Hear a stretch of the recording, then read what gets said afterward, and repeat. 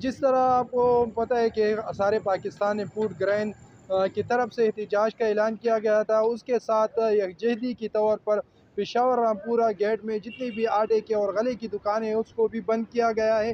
اس وقت ہمارے ساتھ حاجی وحید صاحب موجود ہیں جو آٹا ڈیلر ایسوسی ایشن کے صدر بھی ہیں، ان سے بات کرتے ہیں۔ سر کیا کہیں گے؟ بسم اللہ الرحمن الرحیم۔ یہ جو آل پاکستان فوڈ گرین کی ہڑتال تھی، جو امپورٹر تھے، غلہ منڈی جتنی پاکستان تھی تمام بند ہیں، ان کی یکجہتی میں ہم نے آج کے پی کے خیبر پختونخوا کی طرف سے پشاور میں رامپورہ بازار کی مکمل ہڑتال کی ہے اور ان سے یکجہتی کا اظہار کیا ہے۔ ہڑتال کب تک جاری رہے گی؟ یہ تو آج کی تھی، لیکن اب آج کا بعد جو ہے تو وہ رات کو یا شام کو ہم آپس میں بیٹھ کے ایک فیصلہ کریں گے کہ کب تک ہمیں ہڑتال کرنی چاہیے۔ میرا نام محمد رحیم صافی ہے اور میں انجمن پختونخوا نانبئی ایسوسی ایشن کا چیئرمین ہوں۔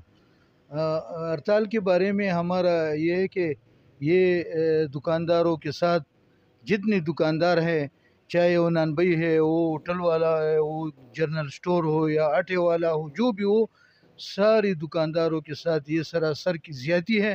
حکومت یہ زیادتی کر رہا ہے کیونکہ ہر دکاندار اپنا کرئی دیتا ہے اور یہ کرئی کے اوپر دوسرا کرئی ان پر لاگو ہوا کہ 30,000 روپے دکان، یہ سراسر ظلم ہے۔